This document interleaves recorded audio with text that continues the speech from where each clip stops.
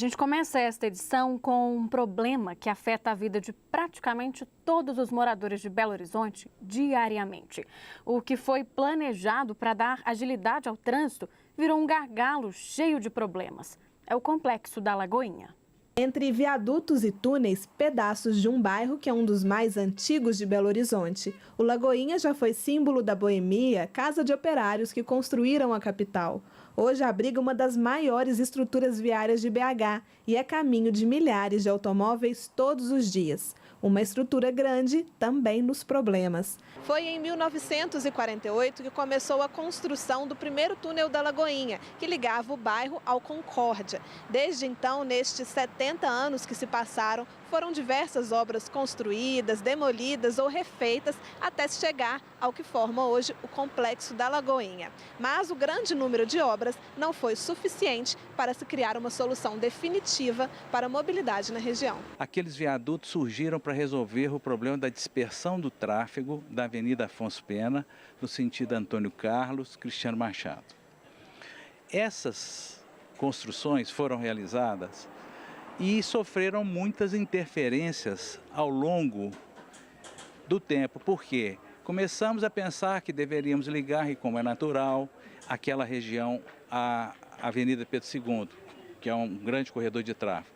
Depois, a Antônio Carlos, que é outro grande corredor de tráfego. E fomos, então, promovendo adaptações sem um planejamento de longo prazo para resolver os problemas pontuais que estavam ocorrendo com os conflitos de trânsito ali. Atualmente são 4 grandes viadutos, o A, o B, o Leste e o Oeste. E trafegar na região é um pouco complicado. Porque a sinalização, pela própria dispersão dos viadutos, das vias, ela fica difícil de você coordenar em um ponto só. Então nós temos uma sinalização de fato lá, mas ela é toda dispersa.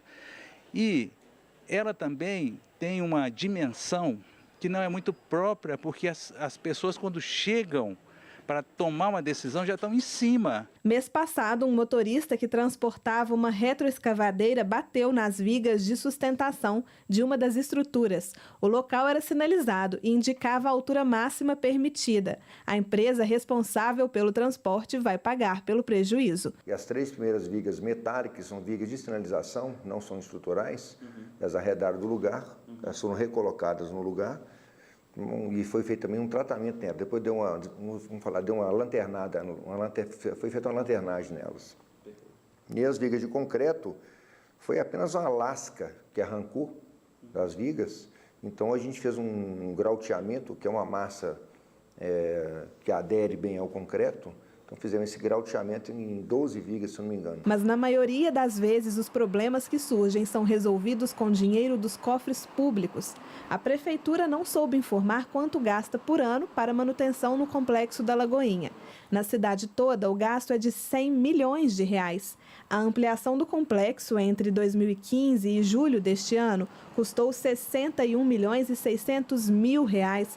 Na época, uma das grandes apostas foi dar agilidade ao MOVE. O MOVE, por mais benefícios que ele trouxe, ele é apenas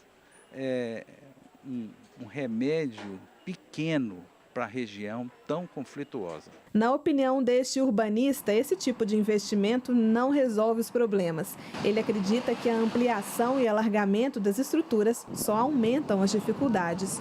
A gente brinca que é como curar a obesidade alargando o cinto. Não funciona, você está só tampando o problema. As cidades que resolveram seus problemas de mobilidade urbana, elas fizeram o contrário, elas restringiram espaço para automóvel. Porque dessa maneira você força o cidadão, a cidadã, a se deslocar de outras maneiras. A pensar, será que é melhor mesmo eu ir de carro, eu vou de ônibus, vou de metrô, vou de bicicleta, etc. E também mesmo as pessoas que vão de carro, força as pessoas a buscarem vias alternativas. Ele pontua que a existência do complexo também gera outros problemas de ordem social. A gente tem estudos no mundo todo que mostram, por exemplo, que quem mora em beiras de rodovia, quem convive com ruído como esse que a gente está ouvindo aqui, tem mais problemas neurológicos, de estresse, de depressão, diversas doenças e também de poluição do ar. Isso é comum, as pessoas não querem ficar nesses lugares, então você tem mais imóveis vazios, você tem degradação. Mas se as constantes obras não resolvem, qual seria a solução para a Lagoinha?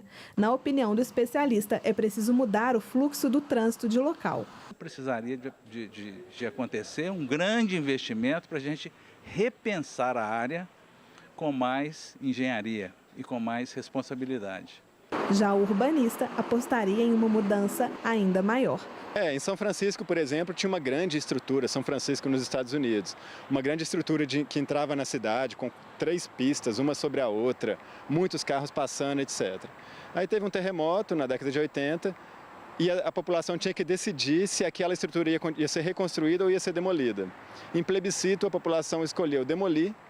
E aquilo virou um grande espaço, né, na entrada de São Francisco, na Bahia, muito conhecido pela qualidade do espaço ali, uma esplanada, tem muitos eventos culturais, etc. E o trânsito na cidade nunca piorou. Isso já aconteceu em várias outras cidades. As pessoas buscam outras alternativas ou se deslocam de outra maneira, mas raramente o trânsito piora.